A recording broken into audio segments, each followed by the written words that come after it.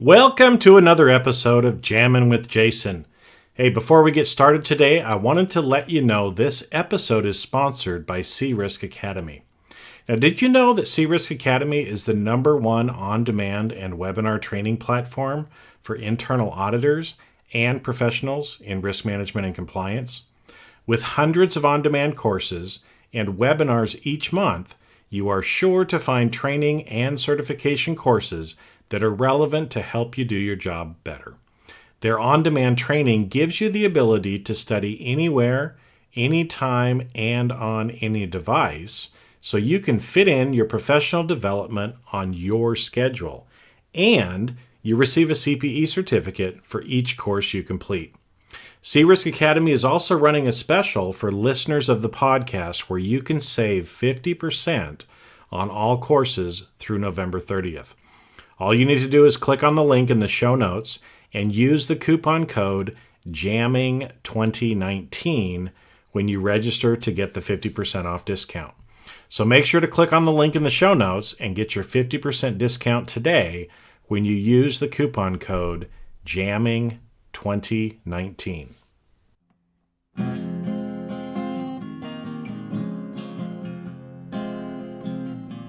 Welcome to Jammin' with Jason Mefford, a show where we discuss topics relevant to chief audit executives and professionals in audit, risk, and compliance.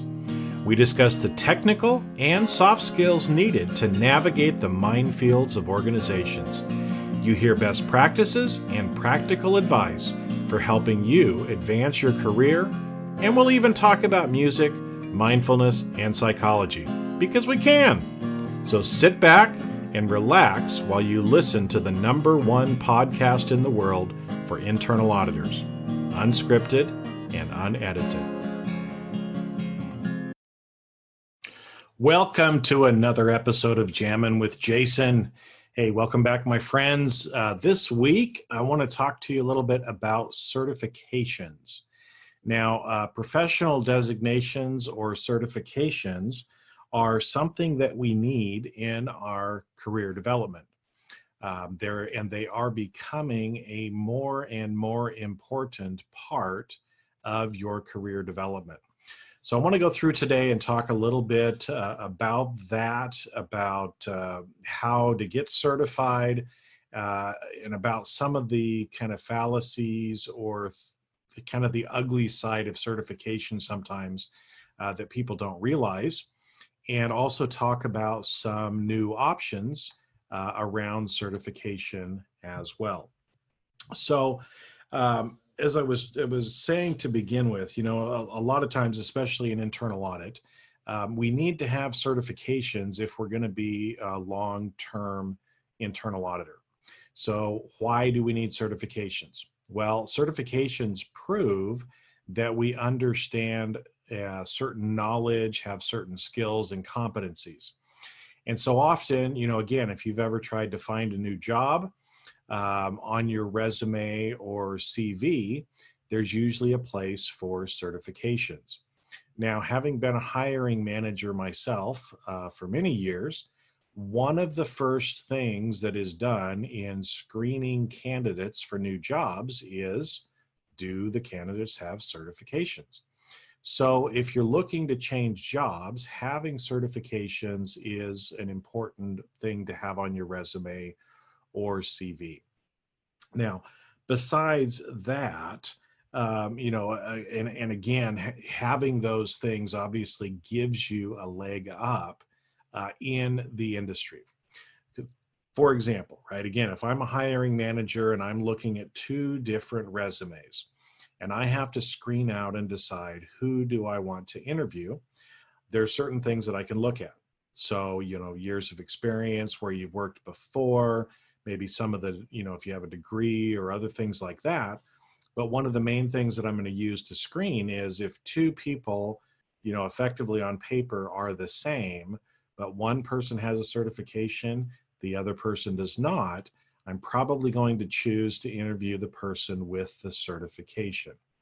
Now, why am I doing that? Because the certification process helps to determine and prove that you have certain knowledge, skills, and competencies.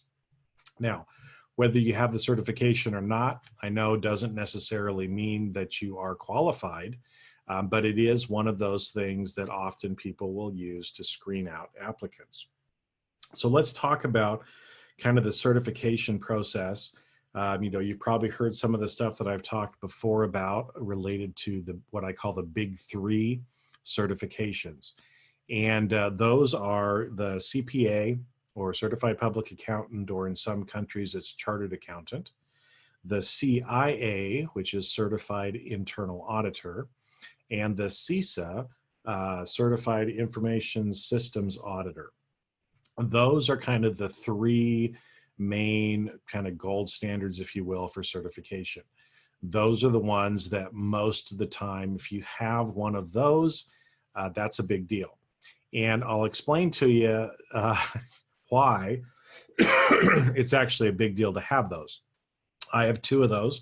I'm a CPA and a CIA. And so I'll go through and just kind of explain the process behind how you actually get those and just kind of explain that. So like I said, those are, and when I talk about the big three, what I'm meaning by that is if you are planning to have a career in internal audit, I would suggest that you get at least one of those. Now, do you need to have all three? No. Do you need to have more than one? Probably not. I just chose to have two because I came from public accounting. So I was already a certified public accountant before I became a chief audit executive. But for me, it was important that I also got the CIA because I wanted to prove and show other people on my team that I understood internal auditing as well. Now, I'm going to get into, as I said, some of the different tricks and other stuff around certifications. And here is one. So a lot of the traditional certifications that have been around for a long time, they are used as a way to limit the number of people who are certified. And the whole thinking behind that is the fewer people that have this certification, so the tougher we make it for people to get the certification, means that it must have more value for the people that actually do have it. And so again, if you think about supply demand, if you limit the supply but the demand is high, then the price of that product goes up. And so again, that is kind of the mentality that a lot of times certification bodies have when it comes to certifications. So let me talk about, and like I said, because I'm a CPA and a CIA, let me explain to you kind of how that process works and how that is actually done with both of these. So I'll start with the CPA because that was one that I got first. So Certified Public Accountant in the United States is actually a license. It's not necessarily a certification, but it is a license to do business in public accounting that's issued by the individual states in the US. So I'm a CPA in California and in Idaho. Now, in order to be able to take the CPA exam, and I took it many, many years ago, and they actually made the requirements harder after I took the CPA. And so again, the group of CPAs said, look, we want to make this tougher so fewer people have it. And by doing that, we're going to make the value of the CPA greater, or at least that's their thought. And I'll share with you later, I don't agree with that, but this is the thought process. So if you wanted to become a CPA, there's certain things that you have to do. You have to get a college education. Now, when I went through, you had to have a bachelor's degree, and it had to be in accounting, or you had to have a certain number of accounting credits that you took in order to be able to sit for the exam. That's changed most places now. Now you usually have to have a master's degree or 150 hours of college course underneath you. So that's the first thing that limits. So people have to have a college education to become a CPA. So that's the first limiting factor. Then there's also years of experience. And so again, when I went through this, you had to have a minimum, you had to work underneath another CPA for a minimum of 2 years before you could actually become licensed as a CPA. Now, there's also an exam. At the time that I took it, there were 4 different parts, and you had to pass all 4 parts of the exam in order to be able to become a CPA. And you have to go through and take an ethics exam and do some other stuff afterwards as well. But this is why for most people to go through and get the CPA is something that takes at least half a year to maybe 1 or 2 years just to be able to pass the exam. By the time you add on the experience requirements, again, you're looking at a 2 to 3 year process at least before you can actually get the CPA designation. So obviously it's tough. It's very difficult to pass those exams the first time. And so again, people have to usually take those exams more than one time, which again increases the length of time before they can become certified. So again, that's kind of the process for CPA. And so as I said, you can see that it's very difficult to actually become a CPA. And so as a result of that, people believe that adds more value to the CPA itself. So next, let me talk about the CIA. And so the Certified Internal Auditor, very similar because a lot of it is kind of been based on or wanting to appear equivalent to the CPA. And so again, with the CIA, you have to have formal education. They've changed the requirements a little bit, but you still have to have some college, some combination of college degree plus years of experience to be able to sit for the exam and to become certified. You also have to go through and pass. Now it's 3 parts. When I took it, there were 4 different parts. So you have to take 3 different exams, pass those exams. And so again, very similar to the CPA, this is a certification that takes years to accomplish. So again, by the time that you go through, do your years of experience, you study for and pass these 3 different exams, it takes a while to get there. And so again, both the CPA and the CIA are ways of kind of limiting who can get certified and come into the certification club, if you will. Now, along that whole journey, in addition to it taking a lot of time, it also takes a lot of money. And the time and money aspect to it is something that a lot of times people don't understand when they first get into this. So again, here's the reality, right? If you're going for one of these certifications like CPA or CIA, you're going to spend probably $2,000 to $3,000 at least just in testing fees and buying some books to be able to study. So before you even start studying, you're into it $2,000 to $3,000. And some of you might go, what? Just a minute. Well, as an example, right, the CIA, usually again, to get study materials, you're looking at probably $1,000. You've got an application fee, which I believe is around $250. And then you have to pay for each exam another $250 per part. So again, you're into it at least $2,000 before you have even started studying. Now, the time aspect of it is really where a lot of people kind of forget or don't think about this. And again, if you value your time, then you also need to be thinking about this. And so again, for both of these, you're going to be spending hundreds of hours studying. And so I usually tell people, for example, on CIA, when I'm helping people pass and become certified as a certified internal auditor, I tell them, look, you need to probably spend 80 to 100 hours per part. That means that you're going to be spending, 250 to 300 hours. And at $20 an hour, all of a sudden you start to see that your time investment is worth, again, an additional $2,000 to $3,000 for every exam that you're taking. And so that's why, again, if you look at some of these, you're going to be investing probably close to $10,000 worth of time and money in over the course of multiple years in order to get these certifications. Now, again, I'm not saying this to discourage people or anything by that means, just trying to explain to people kind of what the process is. Because the next question might be, you may be asking, well, Jason, why if it takes years and $10,000 plus in order to get certified, become a CPA or CIA, why would anyone do it? Well, the reason, again, as I talked about at the beginning of the podcast, is this is one of those things that screens people out of jobs. And so it makes it easier for you to get a job if you have certifications, but also you usually make more money.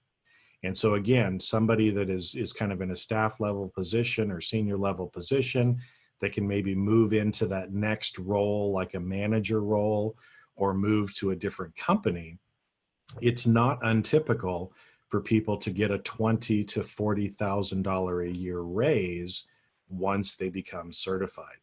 And so again, the time, the effort, the money that you're putting into it, and kind of proving to everybody else that you do understand your stuff does pay off financially in the end. Okay.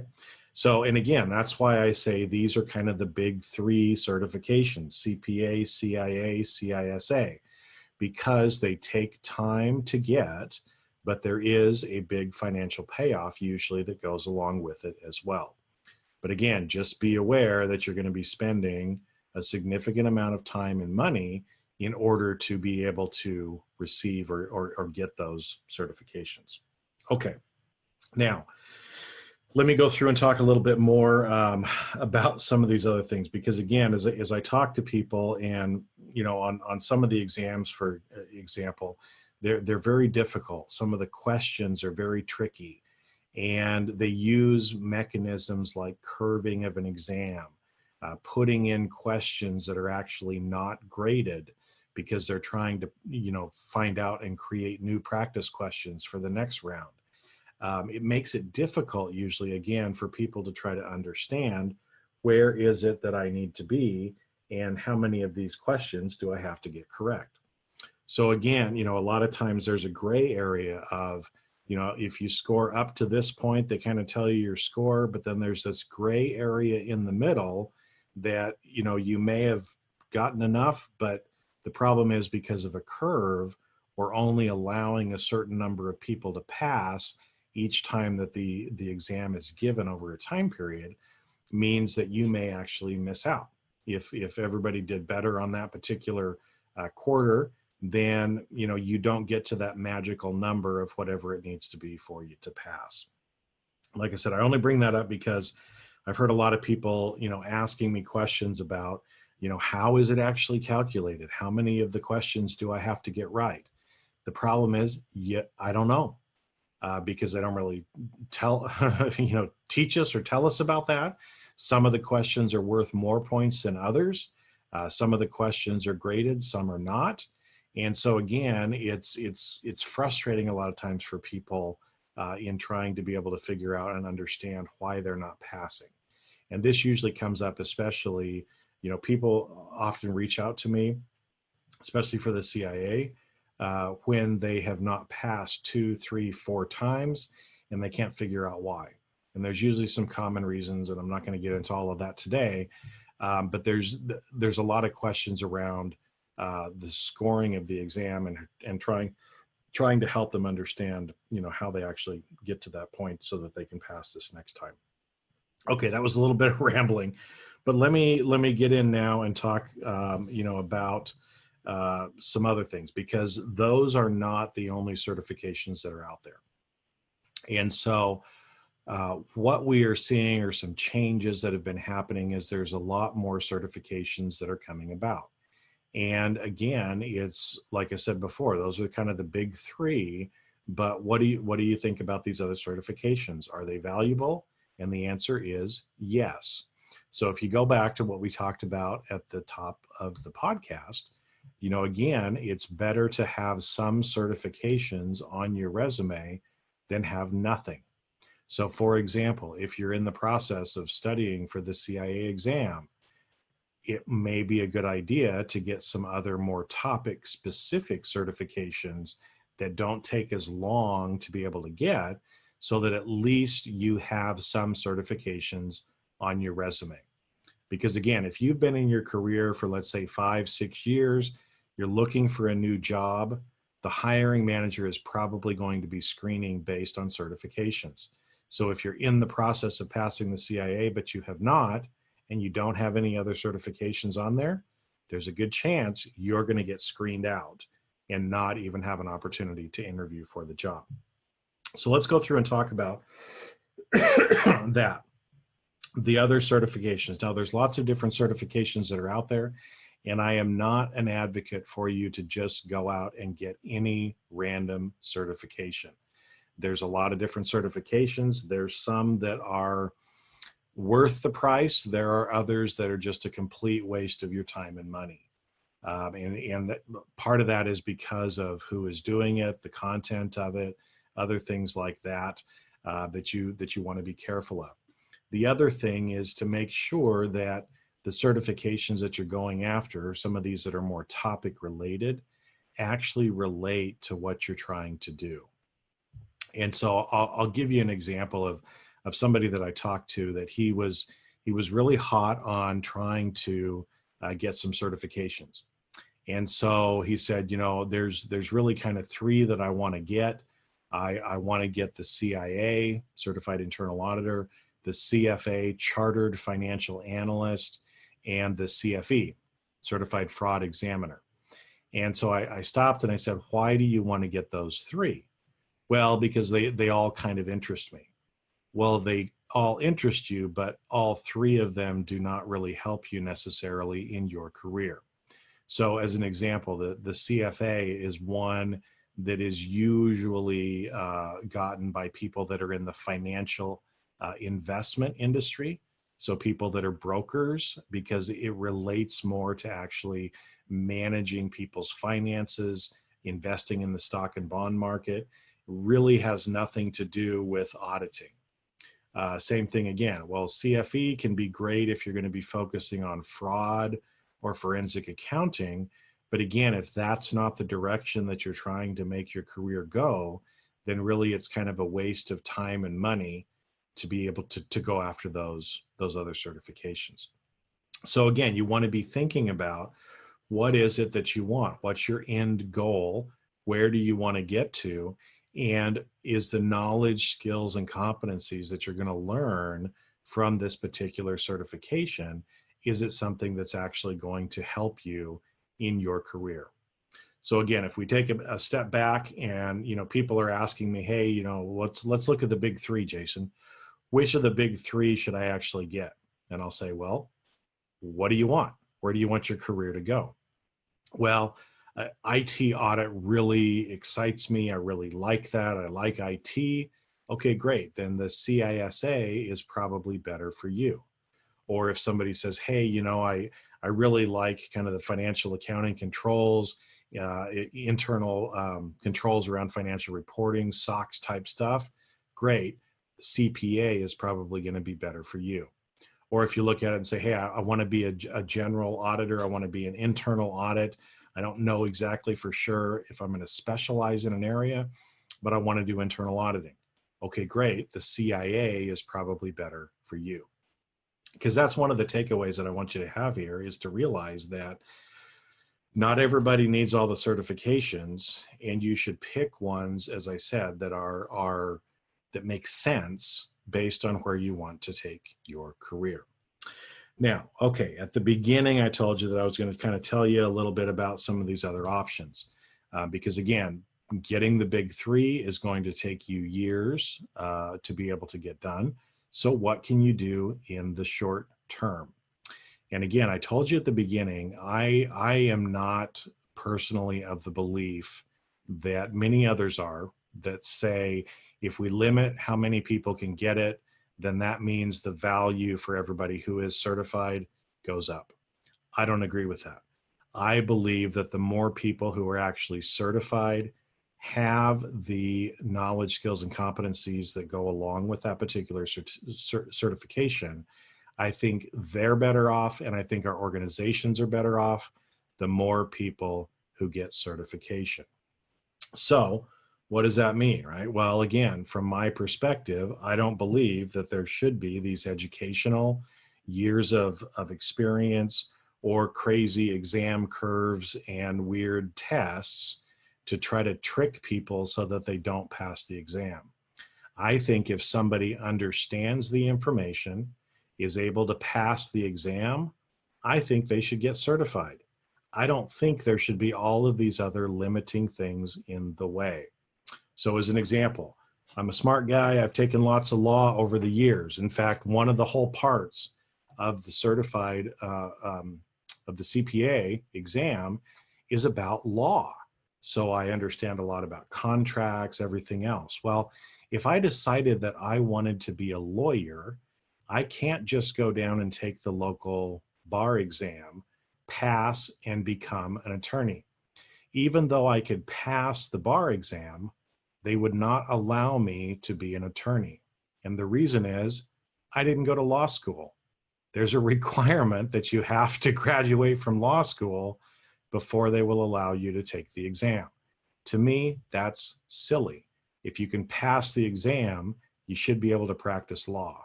And so I think it's the same way in our profession as well. If you can pass an exam, you should be able to get the certification. So why am I bringing all this up to you? Because there's actually some exciting stuff that we're doing with C-Risk Academy.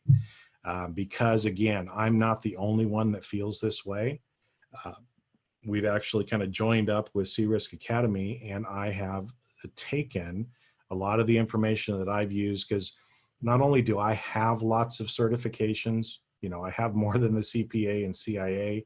In fact, I never list them because it's a little embarrassing because there's 8 or 10 of them. And I feel like it's alphabet soup if I put them everywhere. But I've gone through the certification process a lot myself. I have a lot of certifications, but I've also helped to develop a lot of industry certifications that are used by thousands and thousands of people all over the year, all over the world. Not just the year, but all over the world. Okay, so I'm excited that I've been able to actually take and update some of the information that I've done related to risk-based internal auditing. You know, I've been teaching risk-based internal auditing for many, many years. I've written a book on it. I've taught thousands of people all over the world how to do this. And now I'm excited that it's actually coming out as a professional designation and certification that people can now get. And so again, there's no education requirements, no years of experience requirements. It's the fact, you know, you take the course, you understand the information, you pass the exam, you get the certification. None of the garbage that a lot of the other people are trying to do to limit the number of people, but really allow anybody and everybody who understands the information and can pass the test to be able to get certified. Now, I love this because instead of taking 1 to 2 years to get certified, you can do it in 1 to 2 weeks. Do you get the difference? Years versus weeks. I think people should be able to study, learn, pass an exam within 1 to 2 weeks and be able to prove that they understand the information instead of having to spend 1 to 2 years and tens of thousands of dollars of time and money in order to get that. Got a little tickle in my throat today. And so again, excited that that is out there. And so that's just the first one. C-Risk is working on some other ones currently, and I know they'll be announcing some of that stuff shortly, but wanted to make sure that you were aware of that, because here's the other exciting thing. I'm putting the finishing touches on everything and getting it finalized. We're getting it accredited through the International Certifications Organization, so it gets a stamp of approval as well and can be accepted internationally. But C-Risk is also running a special on this certification course during the month of November. And so, in fact, if you sign up and pre-register during the month of November, you save 60% off the course. And so, again, want to make sure that if you're the kind of person that wants to get another certification, you're interested in risk-based internal auditing, you're either trying to design or improve what you are doing from a risk-based standpoint in your organization, I'm really excited to be able to have this out there and available for people. And sharing this again with you now, because as I said, at the end of November, the 60% discount goes away. So if this is something that you know you want to do, information is down below in the show notes for you to go out, check it out, and make sure that you end up getting registered before the end of November. All right, let me check my notes and make sure that I got everything and kind of give you a little summary here at the end. So again, certifications are a very important part of your career development. In fact, if you do not have them, you will probably be looked over from promotion.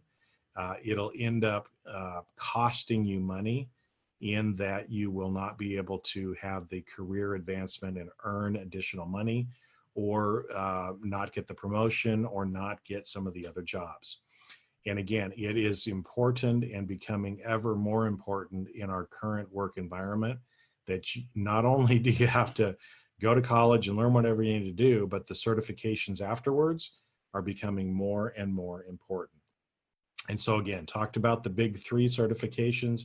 If you're somebody that's serious about a career in internal audit, you should be working on at least one of those. You need to probably, again, in my opinion, have at least one of those, but supplement what you're doing. And while you're going after the big ones, make sure that you're also able to get some of these other topic related certifications that are in alignment with where you want your career to go, but can allow you to get certified in a shorter period of time.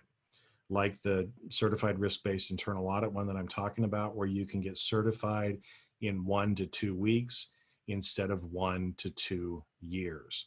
You know, because I'm guessing you don't want to have to wait 2 or 3 years for your next job promotion or being able to move to another company. And so again, the sooner that you're able to, just buckle down, do the training, invest the time and money, and get through and get the certifications, the quicker your career can actually take off and get going where it needs to go. All right. Well, with that, my friends, I think I'm going to sign off for this week. It's been a pleasure talking to you. And again, check out the show notes for all the different links. And I'll catch you on a future episode of Jammin' with Jason. Have a great rest of your day. And that's a wrap. Thanks for listening to today's episode of Jamming with Jason. Keep on rocking in the audit world.